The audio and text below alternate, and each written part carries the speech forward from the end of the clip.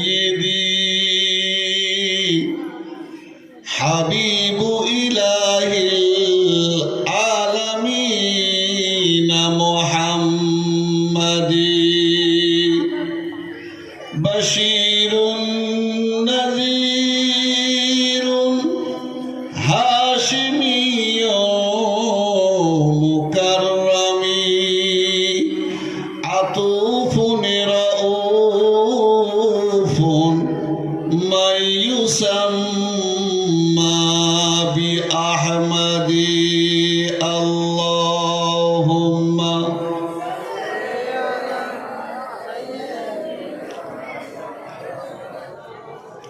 وعلى آل سيدنا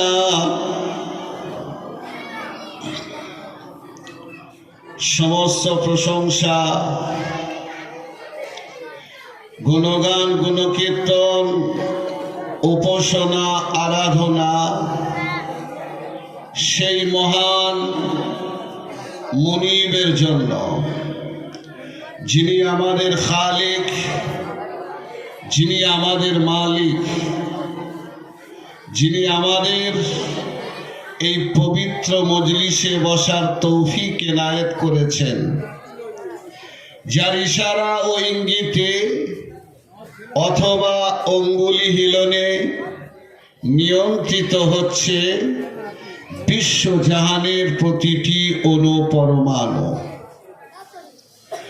স্তব ও স্থিতির পর অসংখ্য দরুদ ও সালাম বর্ষিত হোক নবী কুলে শিরোমণি মা আমিনার নয়নমণি, যে নবী পৃথিবীকে ইসলামের আলোয় আলোকিত করার জন্য, যে নবী পৃথিবীর প্রান্তরে প্রান্তরে ইসলামের বাতি পৌঁছে দেওয়ার জন্য তায়েফের ময়দানে নিজের শরীরকে রক্তে রক্তাক্ত করেছিলেন, ওহদের ময়দানে নিজের দান্দান মোবারক শহীদ করেছিলেন, খন্দকের ময়দানে নিজে পেটে পাথর বেঁধে সাহাবীদের সঙ্গে কাজ করেছিলেন, সেই নবীর প্রতি অসংখ্য দরুদ ও সালাম বর্ষিত হোক।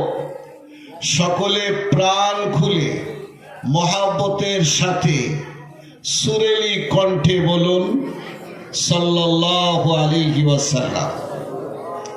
অতঃপর আজকের এই মোবারক দোয়ার মজলিসের সুনামধন্য সভাপতি সাহেব, আমন্ত্রিত অনামন্ত্রিত ওলামায়ে কেরাম, আমার সম্মুখে বসে থাকা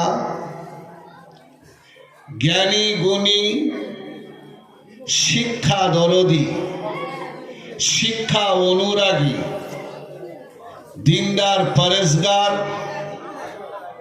ভ্রাতৃবৃন্দ, পর্দার আড়ালে বসে থাকা আমার জ্ঞানী গুণী মমতাময়ী মায়েরা ও বোনেরা, সকলকে সালাম শুভেচ্ছা আর শ্রদ্ধাস্পদ জ্ঞাপনার্থে আমি গুটি কয়েক কথা বলে আমার বক্তব্য শেষ করব। কারণ আপনারা জানেন যে কামারপুর মাদ্রাসায় জলসা হয় না, দোয়ার মজলিস জলসা হলে 9টার পর থেকে শুরু হয়, আর এখানে 9টা সাড়ে 9টার মধ্যে শেষ হয়ে যায়। তো যাই হোক, আজকে আপনারা যে মাদ্রাসার জলসা এসেছেন, এটা কিন্তু কোনো গ্রাম্য জলসা নয়, কোনো ক্লাবের জলসা নয়, অথবা কোনো রাজনৈতিক দল জিতেছে আনন্দ উৎসব করার জন্য জলসা দিচ্ছে, সেরকম জলসাও নয়। আজকের জলসা হলো আপনারা জামিয়া মাহমুদিয়া মাদ্রাসায় যে সারা বছর দান করেন, টাকা পয়সা দেন, দোয়া করেন, ফিকির করেন, তো আপনাদের সামগ্রিক মেহনতের একটা বছর ধরে যে ফসল উৎপাদিত হয়েছে সেই ফসলগুলো প্রদর্শন করার দিন বলুন সুবহানাল্লাহ। আমার ভাই, শিক্ষা যার মধ্যে থাকবে আল্লাহ সুবহানাহু ওয়া তাআলা তার পার্থিব জগতে সম্মান দেবে, আর পরকালেও সে শান্তি আর সুখের জীবন পাবে। আল্লাহ তাআলা কোরআনে জানিয়েছেন, ওয়াল্লামা আদামাল আসমা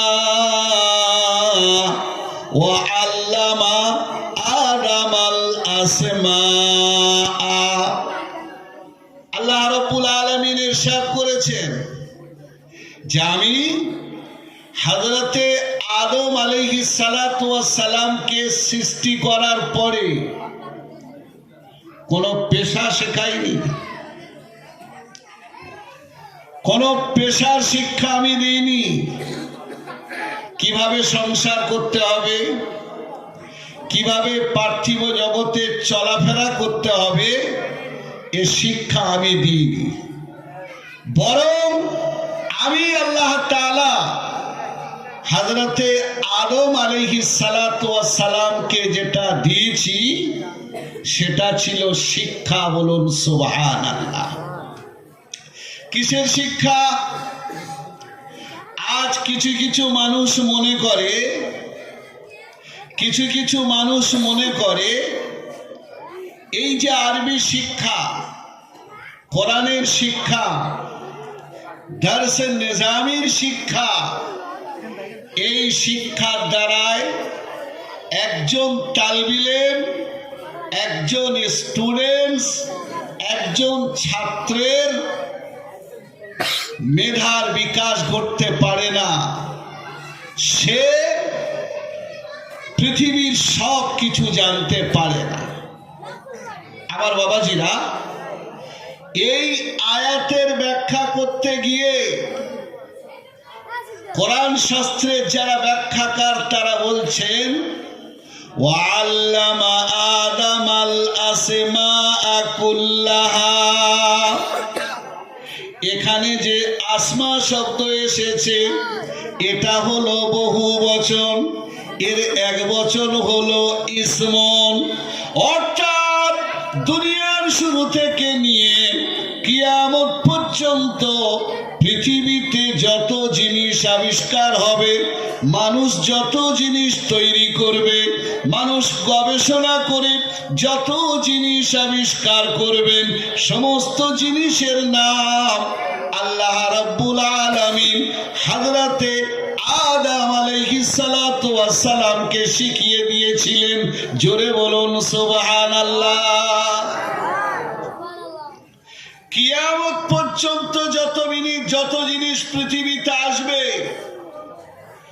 আজ আমরা যখন ইন্টারনেটের কথা শুনি, আমরা যখন রকেটের কথা শুনি, আমরা যখন পরমাণু বোমার কথা শুনি, আমরা যখন হাইপারসনিক মিসাইলের কথা শুনি, আমরা অবাক হয়ে যাই। কিন্তু মনে রাখবেন, কিয়ামত পর্যন্ত পৃথিবীতে যত জিনিস আসবে আর যত জিনিস আবিষ্কৃত হবে, সমস্ত জিনিসের নাম আল্লাহ রাব্বুল আলামিন আমাদের আসল পিতা হযরতে আদম আলাইহিস সালাতু ওয়াস সালামকে শিখিয়েছিলেন। একবার জোরে বলবেন না সুবহানাল্লাহ। আমার ভাই, এই শিক্ষার ফলে কি হলো? এই শিক্ষার কারণে হযরতে আদম আলাইহিস সালাতু ওয়াস সালামকে আল্লাহ তাআলা সম্মান দিলেন। আদম, তুমি স্টিগলি দাঁড়িয়ে থাকো, আর আমার ফেরেশতা মণ্ডলীরা তোমার সামনে সাজদা করবে, বলুন সুবহানাল্লাহ। ফেরেশতারা জিজ্ঞাসা করছে, ওগো আল্লাহ, তুমি তো আমাদের নূরের দ্বারায় তৈরি করেছো, আর আদমকে 4টে উপাদান দিয়ে তৈরি করেছো, কিন্তু তার বেশিরভাগটাই হলো মাটি। আমরা নূরের তৈরি, আর বনি আদম হলো মাটির তৈরি। আমরা আদমকে কেন সেজদা করব? আল্লাহ বললেন, জানো তোমরা নূরের তৈরি হতে পারো, কিন্তু তোমাদের মধ্যে শিক্ষা নেই। আমি আদমকে তৈরি করেছি, আদমকে যে শিক্ষা দিয়েছি, আর যার মধ্যে শিক্ষা থাকে সে হলো শ্রেষ্ঠ। অতএব তোমরা তার সামনে সাজদা করো। আমার ভাই, দেখবেন সমাজের সব লোক সমান হয় না, সব লোক সমান হয় না। কিছু কিছু লোক বাচাল থাকে, থাকে না? থাকে না?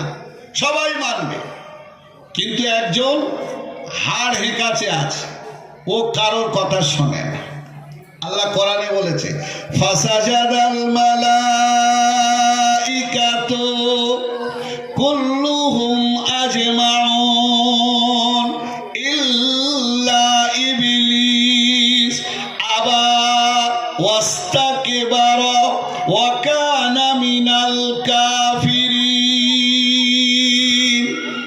আমার আল্লাহ বলেন, আমি যখন ফেরেশতা মণ্ডলীকে সাজদা করতে বললাম, সমস্ত ফেরেশতারা আদমের সামনে সাজদা করেছে, ইল্লা ইবলিস, ইবলিস শয়তান ছাড়া।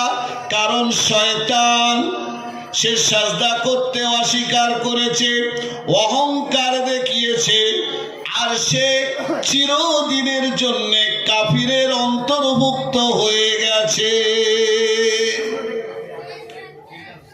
আমার বাবা ছিল, সমস্ত ফেরেশতারা সাজদা করে আল্লাহর সন্তুষ্টি অর্জন করেছে, আর ইবলিস শয়তান শুধু সাজদা করেনি, আল্লাহর কাছে যুক্তি দিয়েছিল, খলাকতাহু মিন তিন ও খলাকতানি মিন নার। ও আল্লাহ, তুমি আদমকে তৈরি করেছো মাটি দিয়ে, আর আমাকে তৈরি করেছো আগুন দিয়ে। মাটির স্বভাব হলো উপর দিক থেকে ছুঁড়লে নিচে চলে যায়, আর আগুনের বৈশিষ্ট্য হলো আপনি যত নিচে আগুন জ্বালাবেন ওর সীসাটা কিন্তু উপরের দিকে উঠবে। কি বাবা, ওঠে না? ওঠে না? তো ইবলিস সে আল্লাহর কাছে যুক্তি দেখাচ্ছে যে আমি আগুনের তৈরি, আমি উত্তম, আমি ওর সামনে সাজদা করব না। অথচ ওর যদি শিক্ষা থাকতো, ওর ভিতরে যদি জ্ঞান থাকতো, ওর ভিতরে যদি আল্লাহ প্রদত্ত ইলমে থাকতো, তাহলে এই যুক্তিও কখনো পেশ করতে পারত না। কারণ ওখানে মাটি আর আগুনের প্রশ্ন নয়, প্রশ্ন হলো কিসের? জোরে বলুন, কিসের? আল্লাহর হুকুম, আল্লাহর নির্দেশ। আল্লাহর নির্দেশ পালন করতেই হবে, আপনার বুঝে আসুক চাই না আসুক। হযরতে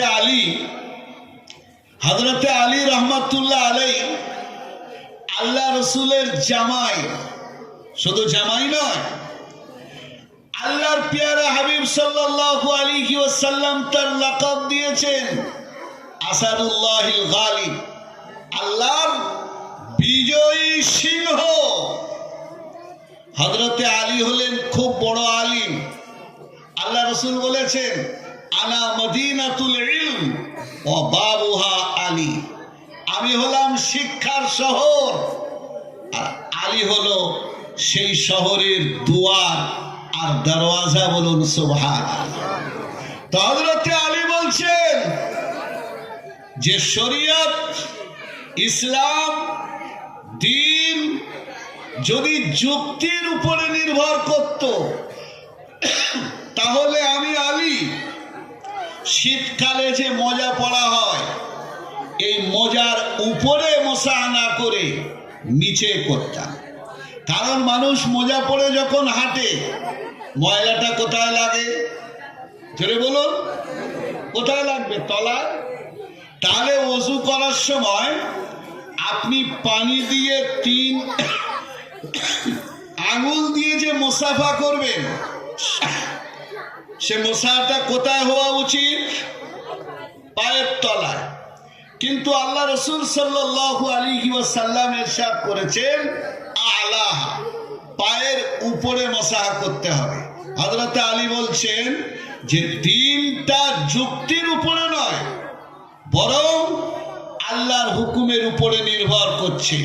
শরীয়তের হুকুম উপরে মুসাফা করতে হবে, তাই উপরে মুসাফা করি, যুক্তির আমরা তোয়াক্কা করি না।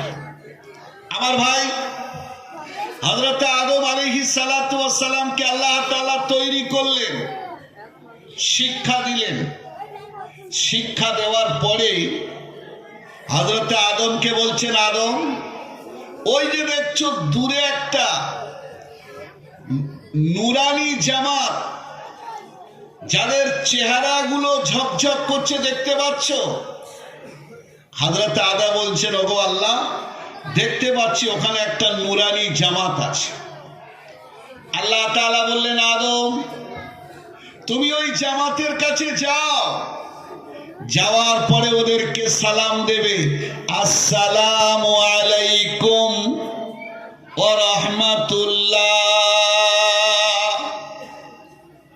তারপরে আল্লাহ বলছেন যে সালাম দিয়ে চুপ করে থাকবে, আর ফেরেশতারা যে সালামের উত্তরটা দেবে, ওই উত্তরটা তোমরা মুখস্থ করে নেবে। কারণ এই উত্তর শুধু তোমার জন্য নয়, কিয়ামত পর্যন্ত যত আদম পৃথিবীতে আসবে, সমস্ত আদম সন্তানের জন্য সালামের উত্তর বলুন সুবহানাল্লাহ। আমার বাবাজিরা, আল্লাহর নবী হযরত আদম সফিউল্লাহ ফেরেশতাদের জামাতের সামনে গেলেন, গিয়ে সালাম দিলেন, আসসালামু আলাইকুম ওয়া রাহমাতুল্লাহ। ফেরেশতারা সঙ্গে সঙ্গে উত্তর দিলেন, ওয়া আলাইকুমুস সালাম ওয়া রাহমাতুল্লাহি ওয়া বারাকাতুহু। হযরত আদম মুখস্থ করে নিলেন। এবারে আল্লাহ তাআলা বলছেন যে আদম, তোমার ঠিকানা দুনিয়া নয়, বরং তোমার ঠিকানা হলো জান্নাত, তুমি জান্নাতে চলে যাও। তাহলে বোঝা গেল পৃথিবীর প্রথম আমল হলো কি? জোরে বলুন। পৃথিবীর প্রথম আমল হলো সালাম। আরো একটা মজার কথা আপনাদেরকে বলি, আমরা যে নামাজ পড়ি না, আমরা যে নামাজ পড়ি, আমরা যে রোজা করি, আমরা যে হজ করি, আমরা যে কোরআন তিলাওয়াত করি, এগুলো দুনিয়া ছাড়া আর কোনো জায়গায় নয়। আপনি যখন কবরে যাবেন, নামাজ পড়তে হবে না, রোজা রাখতে হবে না, ওখানে আপনার কোরআন শরীফ তেলাওয়াত করতে হবে না, ওখানে আপনার চিল্লা 4 মাস আর সাল লাগাতে হবে না। আপনি দুনিয়ায় যে আমল করবেন, এই আমলের বদলা আর প্রতিদান পেতে থাকবেন, বলুন সুবহানাল্লাহ। আমার সোনার চাঁদ বাবাজিরা, আল্লাহর পিয়ারা হাবিব মুহাম্মাদুর রাসূলুল্লাহ সাল্লাল্লাহু আলাইহি ওয়াসাল্লাম ইরশাদ করেন, ও আমার উম্মতীরা, 3টে আমল এমন আছে যে আমল জান্নাতে ছিল, দুনিয়াতে আছে, আবার জান্নাতে থাকবে। সকলে বলুন সুবহানাল্লাহ। এই তিনটে আমলের প্রথম আমল হলো ঈমান। কি বাবা? প্রথম আমল কি? ঈমান। ঈমান যদি আপনার না থাকে বাবা, দুনিয়াতেও আপনার সুখ নেই, কবরের পরেও অবস্থা টাইট, আর হিসাবের পরে জাহান্নামের আযাব ছাড়া আর কোনো জিনিসের ব্যবস্থা নেই। আল্লাহ কোরআনে বলেছে যে জান্নাত পাওয়ার জন্যে যেমন নামাজ পড়তে হবে, রোজা রাখতে হবে, ঠিক তদ্রুপ ঈমান থাকা আবশ্যক। আল্লাহ কোরআনে বলেছেন ইন্নাল্লাযীনা আমানু ওয়া আমিলুস সালিহাতি কানাত লাহুম জান্নাতুল ফিরদাউসি নুজুলা খালিদিনা ফিহা লা ইয়াবগুনা আনহা হিওয়ালা। আমার আল্লাহ বলে, ও পৃথিবীর মানুষেরা, তোমরা যদি জান্নাতে যেতে চাও, জান্নাতের পরম শান্তির মালিক হতে চাও, জান্নাতের হুর গেলেমান ভোগ করতে চাও, জান্নাতের ফল ফ্রুট যদি তোমরা খেতে চাও, জান্নাতে সোনা রূপো হীরা মানি মুক্তা খচিত খাটের উপরে যদি শুতে চাও, প্রথম শর্ত হলো আল্লাযীনা আমানু, ঈমানওয়ালা হতে হবে। আর দ্বিতীয় শর্ত হলো ঈমান আনার পরে নেক আমল করতে হবে। তাহলে জান্নাতে যাওয়ার প্রথম শর্ত হলো কি? ঈমান। এই ঈমান এমন একটা আমল, হযরতে আদম যখন জান্নাতে ছিলেন তখনও ঈমান ছিল, আদম যখন পৃথিবীতে অবতরণ করলেন তখনও ঈমান ছিল। আবার আমরা সবাই জান্নাতে যাব ইনশাআল্লাহ। কি বলেন? আরে আমরা জান্নাতের আশা করি না কে কে হাত তুলি? দেখেছো? সবাই ইনশাআল্লাহ জান্নাতে যাব। তো জান্নাতে যখন যাব তখনও ঈমান সহ। দ্বিতীয় নম্বর হলো নিকাহ। কি বাবা? নিকাহ মানে বিয়ে শাদী। আমাদের হুজুর বলতেন, যে সমস্ত যুবক ছেলেরা আজকাল বিয়ে করব বলে লাফাচ্ছে, ওরা জানে না। হুজুর বলতেন যে বিয়ের সংজ্ঞা, বিয়ের ডিফিনিশন হলো শুরুরুস শাহরিন লুজুমু মাহারিন গুমুমু দাহারিন। এটা হলো বিয়ের সংজ্ঞা। শুরুরুস শাহরিন, বিয়ের পরে 1 মাস খুব খুশি আনন্দ, আর একটা ঋণ গায়ে চেপে গেল, মোহর।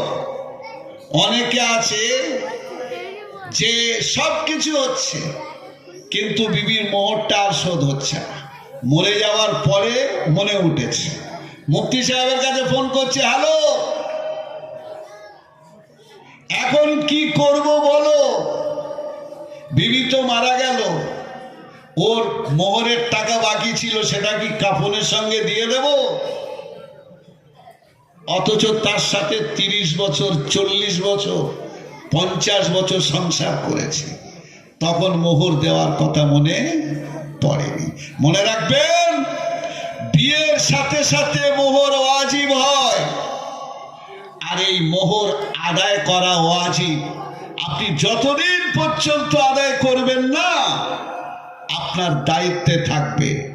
ওই অবস্থায় যদি বিবি মারা যায়, তাহলে কিয়ামতের দিন আপনার আমল থেকে, আপনার নামাজ থেকে, আপনার রোজা থেকে, আপনার হজ থেকে, আপনার তবলিগে যাওয়ার যে সওয়াব, ওই সওয়াব থেকে কেটে বিবিকে দেয়া হবে। তাহলে বিবি বিয়ের পরে 1 মাস আনন্দ। আর দ্বিতীয় হলো কি? মোহর ওয়াজিব হলো। আর তৃতীয় নম্বর হলো গুমু মুদারিন, বিবি যদি সতী সাধী না হয়, বিবি যদি দিনদার না হয়, বিবি যদি পরেশগার না হয়, বিবি যদি আল্লাহ ওয়ালি না হয়, ও আমার ভাইরা, জীবনে কোনোদিন শান্তি আসবে না।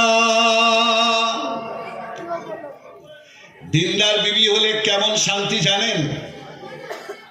বুখারী শরীফের একটা হাদিস শোনাই, বুখারী শরীফের একটা হাদিস শোনাই। হযরতে উম্মে সুলাইম রাদিয়াল্লাহু তাআলা আনহা আল্লাহ রাসূলের অত্যন্ত প্রিয় মেয়ে ছেলে সাহাবী ছিলেন। ওনার স্বামী হলো হযরতে আবু তালহা রাদিয়াল্লাহু তাআলা আনহু, জিহাদ করতে গেছেন। 6 মাস পরে বাড়িতে ফিরছে। কমাস পরে বাবা 6 মাস। 6 মাস পরে বাড়িতে ফিরছে।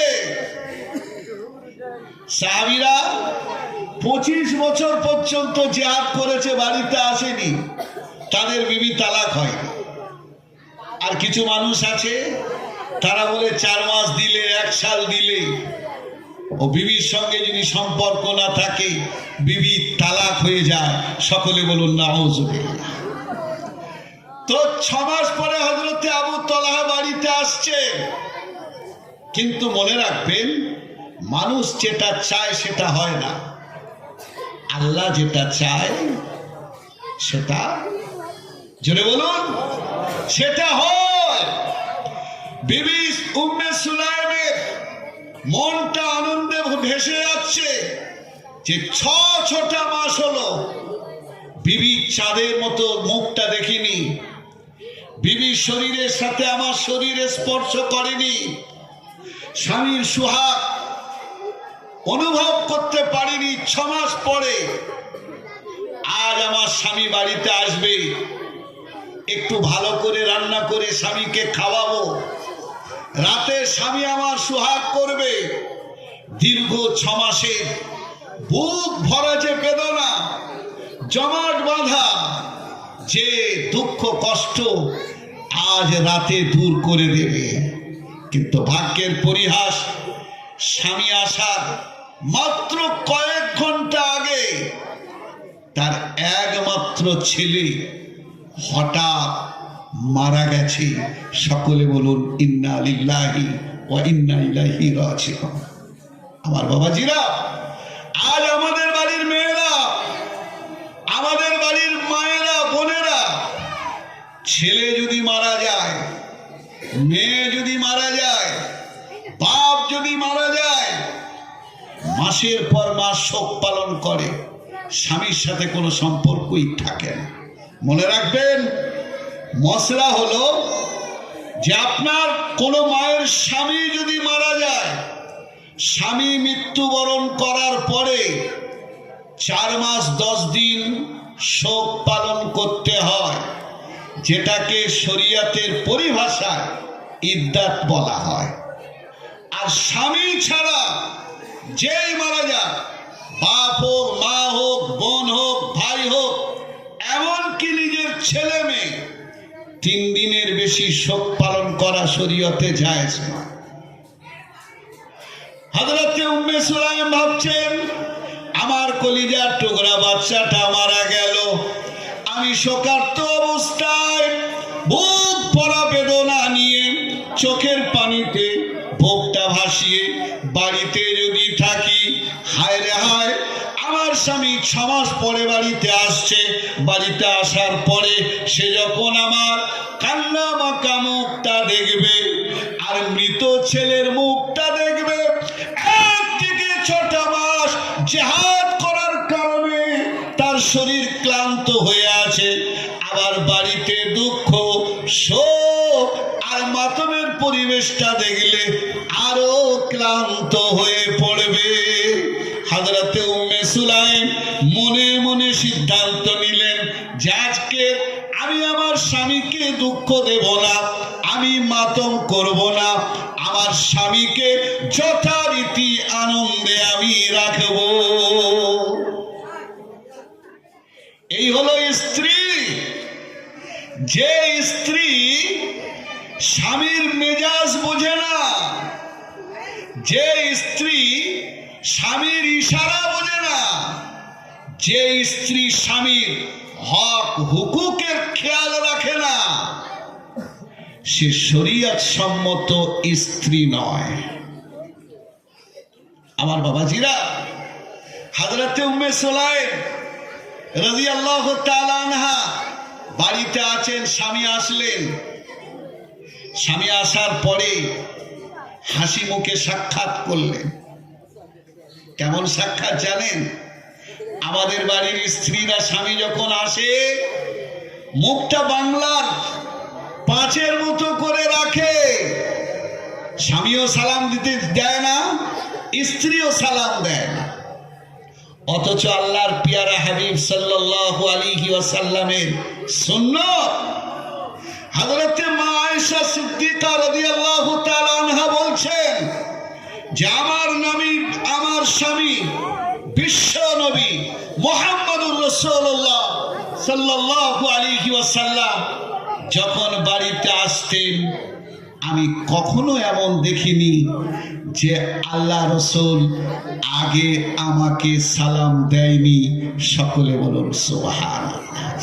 আমার সোনার চাঁদ বাবাজিরা, হযরতে উম্মে সুলাইম রাদিয়াল্লাহু তাআলা আনহার স্বামী আবু তালহা বাড়িতে আসলেন। স্ত্রী অভ্যর্থনা জানালেন, আনন্দ খুশির সাথে মুখ ভরা হাসি নিয়ে, চাঁদের মতো সহাস্য মুখ নিয়ে নিজের স্বামীর সঙ্গে সাক্ষাৎ করলেন। স্বামী জিজ্ঞাসা করছে, ও বিবি উম্মে সুলাইম, আমার কলিজার টুকরা নয়নের মণি ছেলেটা কই? স্বামী বলছেন, স্ত্রী বলছে যে তোমার ছেলে এখন আরাম করছে পাশের ঘরে। কাঁচা ঘুম থেকে তুলে লাভ নেই, তুমি গোসল করো, খাওয়া দাওয়া করো, নিজের প্রয়োজন সারো, তারপরে ছেলের সঙ্গে সাক্ষাৎ হবে। কেমন বিবি জানেন? কেমন বিবি? আল্লাহ রাসূল তাই বলেছেন, আদ-দুনিয়া কুল্লুহা মাতা ওয়া খায়রু মাতা'id দুনিয়া আল মারআতুস সালিহা। নবী বলেন, ও আমার উম্মত উম্মতিরা, পৃথিবীর সমস্ত জিনিস হলো সামান, আর মনে রাখবে পৃথিবীর শ্রেষ্ঠ সামান, শ্রেষ্ঠ বস্তু হলো দিনদার, নেককার, পরেশগার বিবি।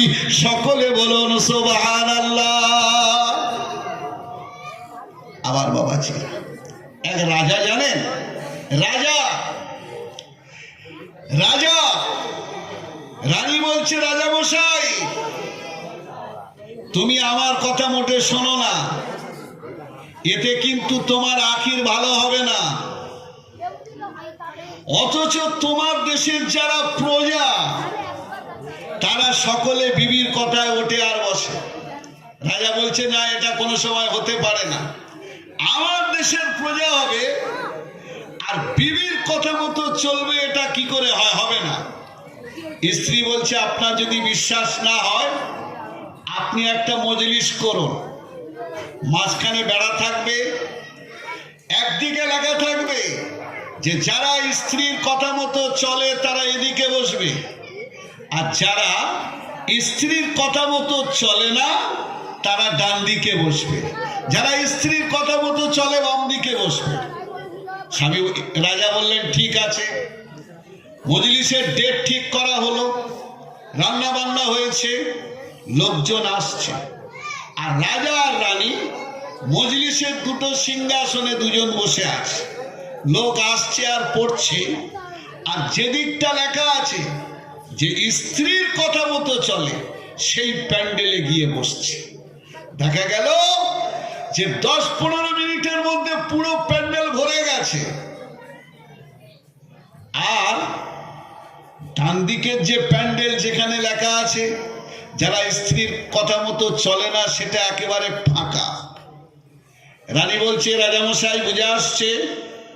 আমি আপনার বলতাম, আপনার বুঝে আসতো না, আজ দেখতে পাচ্ছেন তো। রাজা মনটা খুব খারাপ যে আমি কাদের নেতৃত্ব দিচ্ছি। এমন সময় একজন জীর্ণ শীর্ণ লোক হাঁপাতে হাঁপাতে এসে এই খালির দিকটা বসেছে। রাজা একটু আনন্দিত হলো, যাই হোক একজন লোক তো পাওয়া গেল যে আমার মতো স্ত্রীর কথা মতো চলে না। তো রাজা আনন্দে তার কাছে ডেকেছে। ডাকার পরে জিজ্ঞাসা করছে, বাবু সবাই তো ওদিকে বসলো, তুমি এদিকে এসে বসলে কেন? তো সে বলছে, রাজামশাই আসল ব্যাপারটা হলো এই, আমার শরীরটা খারাপ, আমার স্ত্রী বলছিল তোমার যেতে হবে না, কিন্তু ভালো খাওয়া দাওয়ার ব্যবস্থা আছে, আমি লোভ সামলাতে পারিনি। আসবো বলে যখন জিদ ধরেছি তখন আমার স্ত্রী বলেছে যে দেখো ভিড় ভাট্টায় একদম বসবে না।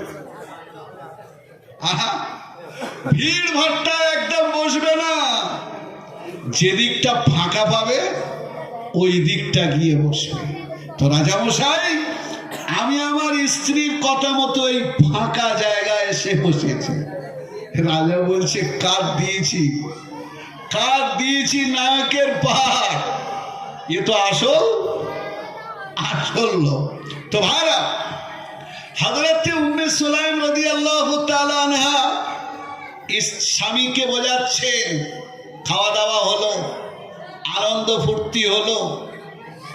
তারপরে স্বামীর কপাল ধরে বলছে, ওগো আমার স্বামী, তুমি বলো বলো বলো, কোন মানুষ যদি আমাদের কাছে কোনো জিনিস আমানতে রাখে আর আমরা সেই আমানতটা হেফাজত করার কিছুদিন পরে ওই মালিক যদি বলে ভাই আমার আমানতটা ফেরত দাও, সে যদি তার আমানতটা ফেরত নেয়, আমাদের মন খারাপ করাটা উচিত হবে না অনুচিত হবে?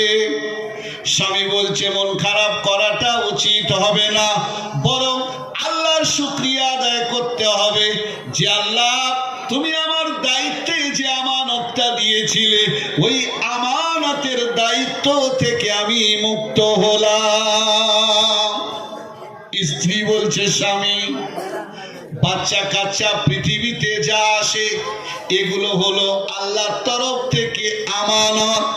আল্লাহ আমাদের উভয়ের কাছে একটা সন্তান আমানত রেখেছিল, কিন্তু সেই আল্লাহ আমাদের কাছ থেকে আমানতটা তুলে নিয়েছে, মৃত্যুবরণ করেছে। এখন বলো, আমরা যদি মন খারাপ করি, আমরা যদি দুঃখ প্রকাশ করি, আমরা যদি কান্নাকাটি করি, আমাদের কান্নাকাটি করাটা ঠিক হবে কিনা? আমার বাবা ছিল, স্বামী বুঝে গেল। বন্ধুরা আমার, স্বামী স্ত্রী যখন দিনদার হবে আর স্বামী স্ত্রীর মঙ্গল যখন চাইবে আর স্ত্রী স্বামীর মঙ্গল যখন চাইবে, সেই সংসারে আল্লাহর তরফ থেকে রহমত আর বরকত বর্ষিত হবে। সকলে বলুন সুবহানাল্লাহ। আচ্ছা, ওই যে ঘরে হযরতে উম্মে সুলাইম আর হযরতে আবু তালহা রাদিয়াল্লাহু তাআলা আনহু দুজনে নির্জনে গল্প করেছে, পৃথিবীর কোন লোক শোনেনি। কিন্তু সবকিছু শোনে কে বাবা? কে শোনে? আল্লাহ। আমার বাবাজিরা, হযরতে উম্মে সুলাইম রাদিয়াল্লাহু তাআলা আনহু যখন সকালবেলা ফজরের নামাজটা পড়তে গেছেন, ফজরের নামাজের পরে আল্লাহ রাসূল মুসল্লিদের দিকে মুখ করে জিজ্ঞাসা করছে, বাবা আবু তালহা নামাজ পড়তে এসেছে কিনা? হযরতে আবু তালহা বললেন, লাব্বাইক ইয়া রাসূলুল্লাহ, ইয়া হাবিবাল্লাহ, আমি ফজরের নামাজ পড়তে এসেছি। আবু তালহা আল্লাহ রাসূলকে যখন হাজিরি দিলেন, আল্লাহ রাসূল মুচকে মুচকে হাসছেন আর বলছেন, আবু তালহা, আজ রাতে তুমি তোমার বিবির সাথে কি আলোচনা করেছো? তোমার বিবি তোমার সাথে কি গল্প করেছে? তোমার বিবি তোমাকে কিভাবে সান্ত্বনা দিয়েছে? আমার আল্লাহ হযরতে জিবরিল আলাইহিস সালাতু ওয়াস সালাম মারফত আমাকে জানিয়ে দিয়েছে। আর এই সবরের কারণে আল্লাহ সুসংবাদ দিয়েছে, একটা মারা গেছে, সবর করেছো। এই একটার পরিবর্তে আমি আল্লাহ আবু তালহা আর উম্মে সুলাইমের গর্ভে ৯টা সন্তান দান করব। একবার জোরে বলুন সুবহানাল্লাহ। কটা? ৯টা। যে সবরের মেওয়া ফলে একটাই সবর করেছে, আল্লাহ তাআলা তাদের ৯টা সন্তান দান করেছে। তো ভাইরা আমার, আমি যে বিষয়বস্তু বলছিলাম যে দ্বিতীয় আমল হলো নিকাহ, বিয়ে। এই বিয়ে এমন একটা আমল, শুধু দুনিয়াতে কাজ শেষ নয়, পরকালেও থাকবে। থাকবে না? থাকবে না। হাদিসে এসছে, আল্লাহর পিয়ারা হাবিব মুহাম্মদুর রাসূলুল্লাহ সাল্লাল্লাহু আলাইহি ওয়াসাল্লামের সাথে বিবি আসিয়ার বিয়ে হবে, বিবি মারিয়ামের বিয়ে হবে। হবে না? হবে না? হবে।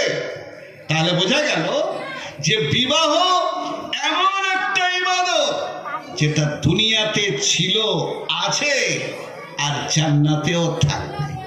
আমার বাবাজিরা, একদিন এক বুড়িমা আল্লাহ রসুলের মজলিসে এসে বসেছেন।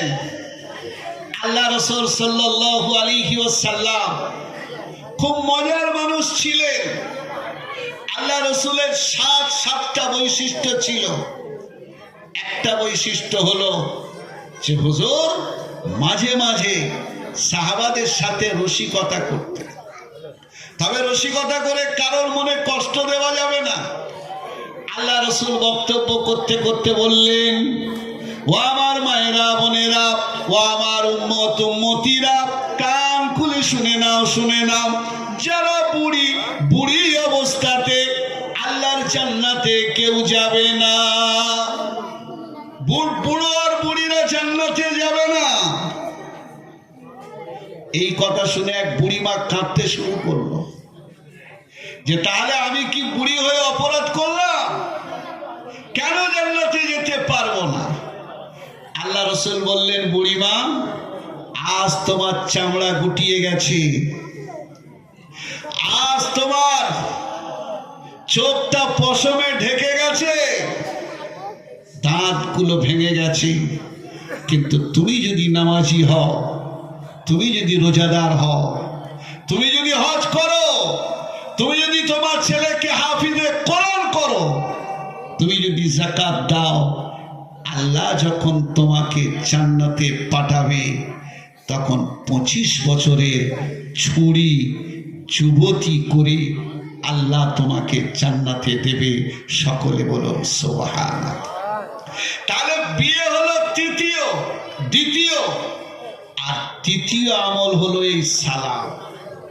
যে সালামে আমাদের অনীহা, যে সালাম স্বামী বিবিকে দিতে লজ্জাবোধ করে, বিবি স্বামীকে সালাম দিতে লজ্জাবোধ করে, মেয়ে মাকে সালাম দিতে লজ্জাবোধ করে, ছেলে তার মা বাপকে সালাম দিতে লজ্জাবোধ করে, বন্ধুকে সালাম দিতে কিন্তু বোধ করে। কিন্তু মনে রাখবেন, এই সালাম এমন গুরুত্বপূর্ণ ইবাদত, এটা দুনিয়াতেও যেমন আমাদের জন্য সুন্নাত, আমরা পরকালে যখন যাব জান্নাতীরা জান্নাতীদের সালাম দেবে, আর আল্লাহর সালাম শুনে সমস্ত জান্নাতীরা খুশিতে আনন্দে বাগ হয়ে যাবে। বলুন সুবহানাল্লাহ। আল্লাহ কোরআনে জানিয়েছেন, সালামুন আলাইকুম তিবতুম ফাদখুলুহা খালিদিন। আমার আল্লাহ বলেন, সালামুন আলাইকুম তিবতুম, তোমাদের উপরে আমার তরফ থেকে খুশি থাকো, আর তোমরা জান্নাতে প্রবেশ করার পরে চিরদিন জান্নাতে অবস্থান করো। আমার বাবা ছিল। তাহলে হযরতে আদম আলাইহিস সালাতু ওয়াস সালামের ঈমান ছিল। হযরতে আদম আলাইহিস সালাতু ওয়াস সালাম বিয়ে করেছেন। হযরতে আদম আলাইহিস সালাতু ওয়াস সালামকে আল্লাহ তাআলা সালামের শিক্ষা দিয়েছেন। কিসের বিনিময়ে? প্রথম শিক্ষা দিয়েছে আল্লাহ তাআলা তাকে এই ইলমের বিনিময়ে আল্লাহ তাআলা তার অনেক নিয়ামত দান করেছেন। আমার বাবাজিরা, বিশ্ব নবী মুহাম্মদুর রাসূলুল্লাহ সাল্লাল্লাহু আলাইহি ওয়াসাল্লাম ইরশাদ করেছেন, ইন্নামা আনা বুইস্তু মুআল্লিমান লিউতাম্মিমা মাকারিমাল খায়র। আল্লাহ রাসূল বলেন, ও আমার উম্মত উম্মতিরা, আল্লাহ তাআলা আমাকে আদর্শ স্বামী করে পাঠাননি। আল্লাহ তাআলা আমাকে পৃথিবীর একজন সাধারণ মানুষ করে পাঠাননি।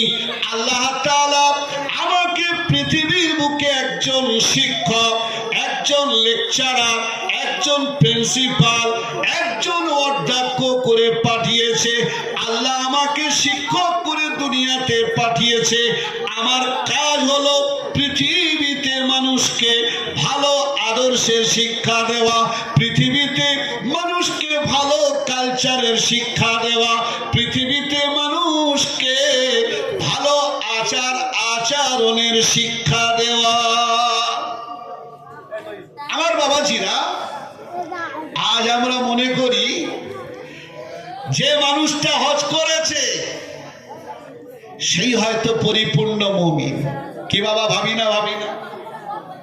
যে মানুষটা 5 ওয়াক্তের নামাজ পড়ে সেই হলো পরিপূর্ণ মুমিন। জি, যে মানুষটা প্রত্যেক সোমবার বৃহস্পতিবার রোজা রাখে সে হয়তো কামিল মুমিন। মনে রাখবেন, নামাজ হলো কম্পালসারি ইবাদত, রোজা হলো কম্পালসারি ইবাদত, যাকাত কম্পালসারি ইবাদত। আপনার উপরে যদি যাকাত ফরজ হয় আর আপনি আপনার যাকাতের টাকাটা যদি আপনার নিকটস্থ মাদ্রাসা অথবা যে মাদ্রাসার প্রয়োজন আছে, কামারপুর মাদ্রাসা, এখানে যদি আপনি যাকাত না দেন তাহলে আপনি গুনাহগার হবেন। এগুলো কম্পালসারি ইবাদত, এগুলো করতেই হবে। এতে কমপ্লিট আর পরিপূর্ণ মুমিন হওয়া যাবে না। তাহলে পরিপূর্ণ মুমিন কি করে হবে? তিরমিজি শরীফের হাদিস, বিশ্ব নবী মুহাম্মদুর রাসূলুল্লাহ সাল্লাল্লাহু আলাইহি ওয়াসাল্লাম ইরশাদ করেছেন, ওয়া মিন আকমালিল মুমিনিনা ঈমানান ওয়া আহসানুহুম খুলকান ওয়া আলতাফুহুম বিআহলি, রাওয়াহু তিরমিজি। আল্লাহ রাসূল বলেন, ও আমার উম্মত উম্মতিরা, যদি তোমরা কামিল মুমিন হতে চাও, কমপ্লিট মুমিন হতে চাও, জান্নাতের উপযোগী মুমিন হতে চাও, আমি তোমাদেরকে বলি, তোমাদের বিবিদের সাথে ভালো ব্যবহার করো, বিবিদের সাথে কোমল ব্যবহার করো, বিবিদের সাথে নরম ব্যবহার করো।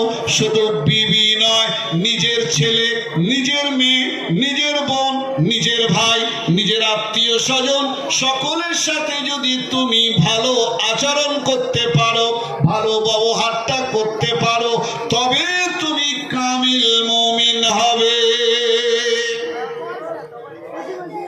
আমার বাবা ছিল। কমপ্লিট মুমিন হতে হলে দিনদার বিবির যেমন আপনার উপরে হক আছে, ঠিক তদ্রূপ স্বামীরও হক আছে। স্বামী যদি তার হক আদায় না করে, কিয়ামতের দিন আল্লাহর কাছে জবাবদিহি করতে হবে। আমার বাবাজিরা, শরীয়ত হলো কমপ্লিট দিন, আর দিনের আসল অর্থ হলো আল কোরআন। আমি তো অবাক হয়ে যাচ্ছি যে আজ কামারপুর মাদ্রাসার 18টা ছেলে হাফিজে কোরআন হয়েছে। কোরআন কত মজবুত জানেন? আল্লাহ কোরআনে জানিয়েছেন, লাউ আনজালনা হাযাল কুরআনা আলা জাবালিন লারাআইতাহু খাশিআম মুতাসাদ্দিআ। আল্লাহ তাআলা বলছেন যে কোরআনকে তোমরা মামুলি মনে করো না। কোরআন হলো আমার কালাম। এই কোরআনের আজমত, এই কোরআনের বরকত, এই কোরআনের ভারত এত বেশি। আমি আল্লাহ তাআলা এই কোরআনকে যদি পাহাড়ের উপরে, হিমালয় পাহাড়ের উপরে অবতীর্ণ করতাম, হিমালয় পাহাড় আল্লাহর ভয়ে কোরআনের ভারতে, কোরআনের আজমতের কারণে পাহাড় পর্যন্ত চূর্ণ বিচূর্ণ হয়ে যেত।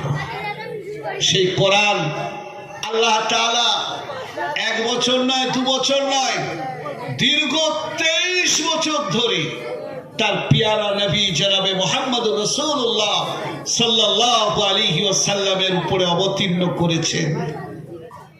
আর সেই কোরআন আমার ছেলে, আপনার ছেলে, আপনার এলাকার ছেলে, কেউ 2 বছরে, কেউ 3 বছরে, কেউ 2.5 বছরে হাফিজ হয়ে যাচ্ছে। এটা কিন্তু মামুলি ব্যাপার নয়। একজন ছেলে নিটের পরীক্ষা দিয়ে ডাক্তারি চান্স পাওয়া, ইঞ্জিনিয়ারিং পড়ার সুযোগ পাওয়া, অথবা আইপিএস, আইএএস, ডব্লিউবিসিএস পরীক্ষায় বসে আইপিএস হওয়া, আইএএস হওয়া এটা সহজ। কিন্তু কোরআন শরীফ আল্লাহর মদদ যদি না থাকে, আল্লাহর সাহায্য যদি না থাকে, কারোর পক্ষে মুখস্থ করা সম্ভব নয়। ওলামারা বলছেন, পৃথিবীতে যারা শিয়া বোঝেন, শিয়াদের 33টা ফেরকা আছে, ওদিকে যাচ্ছি না। পৃথিবীতে যারা শিয়া, যেমন ইরান হলো পৃথিবীতে যত শিয়া আছে তাদের গডফাদার। পৃথিবীতে যত শিয়া আছে, সে জর্ডানে হোক, ইয়ামানে হোক, আর যেখানেই থাক, সকলের পৃষ্ঠপোষকতা দেয় এই শিয়ারা, ইরান। ওলামারা বলছেন যে এই শিয়াদের অন্তরে কোরআনের আজমত না থাকার কারণে, কোরআনের গুরুত্ব আর মাহাত্ম্য না থাকার কারণে আজ পর্যন্ত শিয়াদের ভিতরে একটা বাচ্চা হাফিজে কোরআন হতে পারেনি। অথচ আমাদের ছেলেরা প্রত্যেক বছর, আমাদের হযরত বলছিলেন যে প্রত্যেক বছর 22, 24, 18, 20, 25 পর্যন্ত ছেলে হাফিজে কোরআন হচ্ছে। কেন? এই কোরআনের আজমত আর বরকত থাকার কারণে। বন্ধুরা মনে রাখবেন, এই যে সমস্ত ছেলে হাফিজে কোরআন হচ্ছে, এদের পিছনে এদের শিক্ষকদের হাড় নিকড়ানো মেহনত রয়েছে, অপরিসীম মেহনত। আমি আপনি যখন রাতের আধারে ঘুমাই, ফজরের 20 মিনিট আগে উঠে নামাজ পড়তে যাই, এই সমস্ত হাফেজ সাহেবরা 4টে, 4:30 উঠে বাচ্চাদের ডেকে পড়াতে পাঠায়, সবক শুনে তবে ফজরের নামাজ পড়তে যায়। শুধু তাই নয়, এই যে শ ছেলে হাফিজে কোরআন হচ্ছে, এদের দৈনন্দিন খাওয়ানো, আমাদের কারো সংসারে 5 জন, 6 জন, 7 জন লোক দুর্মূল্যের বাজারে সংসার চালাতে হাড়হিম হয়ে যাচ্ছে। সেদিন একজনের দেখা, আমি জিজ্ঞাসা করছি, বাবু তোমার বয়স তো 40, এক্ষুনি সব দাড়ি পেকে গেল কেন? বলছে হুজুর সংসারের চিন্তায় 4-5টা ছেলে পুলে, বর্তমান যে মূল্যবৃদ্ধি, সেই মূল্যবৃদ্ধি আমি সহ্য করতে পারছি না। মসজিদের ইমাম বেতনও কম, চিন্তায় ঘুম হয় না, টেনশনে মাথার চুল আর দাড়ি সাদা হয়ে যাচ্ছে। আমার ভাই, সেই রকম প্রায় 2 শতাধিকের উপরে ছাত্র, তাদের 3 বেলা খাওয়ানো। আমরা কি কোনোদিন চিন্তা করেছি বাবু যে আমাদের 6 জন 7 জন খেতে আমরা হিমশিম খেয়ে যাচ্ছি? আর আমাদের সকলের সম্মানের পাত্র মোহতারাম হাফেজ আব্দুর রউফ সাহেব হাফিজাহুল্লাহ মার্কাজের বিভিন্ন দায়িত্ব সামলানোর সাথে সাথে এই যে বিশাল মাদ্রাসা, ছেলেদের 3 টাইম খাওয়ানো, তাদের দেখভাল করা, তাদের যে খরচ কিভাবে হয়, আমি আপনি যদি চিন্তা করি সারা রাত ঘুম হবে না। কেবল আল্লাহর রহমত, আল্লাহর বরকত আছে বলে চলছে। আর আল্লাহর রহমত আর বরকত যদি না থাকতো তাহলে এগুলো চলা সম্ভব হতো না। আমার ভাই, সেজন্য আমি আমার বক্তব্য শেষ করার আগে ছোট্ট একটা আবেদন করে যাব। বিশ্বনবী মুহাম্মদুর রাসূলুল্লাহ সাল্লাল্লাহু আলাইহি ওয়াসাল্লাম ইরশাদ করেছেন, হাদিসটা যদিও জয়ীফ, আল্লাহ রাসূল বলছেন, ক্বালা রাসূলুল্লাহ সাল্লাল্লাহু আলাইহি ওয়াসাল্লাম কুন আলিমান আও মুতাআল্লিমান আও মুঈনান আও মুহিব্বান লা তাকুনিল খামিসা। নবী বলছেন, আল্লাহ রাসূল ইরশাদ করেছেন, যোগো আমার উম্মতিরা, যদি তোমাদের পক্ষে সম্ভব হয় তাহলে আলিম হও, শিক্ষক হও। শিক্ষক হওয়া যদি সম্ভব না হয় তাহলে নিয়ত করো যে শিক্ষার্থী হব, নিজে পড়ব, নিজের ছেলেদেরকে মাদ্রাসায় পাঠিয়ে হাফিজে কোরআন করব, নিজের মেয়েদের কোরআনের তালবিল ইলম বানিয়ে দেব। আল্লাহ রাসূল বলছেন, আলিম হওয়ার সুযোগ নেই, শিক্ষার্থী হওয়ার মতো পরিবেশ নেই। তৃতীয় সুযোগ হলো মুঈনান। যারা আলিম হচ্ছে, যারা হাফিজে কোরআন হচ্ছে, যারা কোরআনের তালবিলে, যারা কোরআন শরীফ মুখস্থ করছে, দ্বীনি কিতাবপত্র পড়ছে, এদেরকে তোমরা জান ভরে, হাত ভরে, 2 হাতে সাহায্য করো। এদেরকে নিজের পরিবারের সন্তান মনে করো। আর একেবারে সাহায্য করার মতো যদি কিচ্ছু না থাকে, চতুর্থ কাজ হলো মুহিব্বান। ওলামাদেরকে ভালোবাসো, তালবিল ইলমদেরকে ভালোবাসো। যারা শিক্ষার্থী, যারা শিক্ষানবিশ, যারা মাদ্রাসায় পড়ছে, তাদের ভালোবাসো। খবরদার চায়ের দোকানে বসে গোল টেবিল করো না, মাচানে বসে গোল টেবিল করো না, আর বাড়িতে বসে কটূক্তি করো না। যেটা ফকিরি শিক্ষা, গরিবী শিক্ষা, এই শিক্ষা মানুষকে বরবাদ করে দেয়। এই শিক্ষা দিয়ে লাভ নেই। নবী বলছেন, লা তাকুনিল খামিসা, এই 4টের বাইরে 5ম নম্বরে হতে চেও না। কি বাবা আমরা 5 নম্বরে যাব? যদি বলুন না একবার যাব না ইনশাল্লাহ। এই 4টের মধ্যে আমরা থাকবো। 4টের মধ্যে 3য় নম্বর হলো মুঈনান। সুখে দুঃখে সর্ব অবস্থাতে যখন আমাদের কাছে হাত পাতবে, আমাদের কাছে চাইবে, আমরা ইনশাল্লাহ লাব্বাইক বলে সাড়া দেবো, তাকাদা পূরণ করব ইনশাল্লাহ। আল্লাহ পাক আমাদের সকলের আমল করার তৌফিক দান করুন। দোয়া করি হযরতকে আল্লাহ তাআলা দীর্ঘায়ু করুন, তার সাথে সাথে এই মাদ্রাসার আরো উন্নতি তারাক্কি দান করুন। আর এই মাদ্রাসার দ্বারা সামাজিক উপকার আল্লাহ তাআলা বেশি বেশি দেওয়ার তৌফিক দান করুন। সকলে বলি আল্লাহুম্মা আমিন। আচ্ছা আমার ভাই, আমি আপনাদের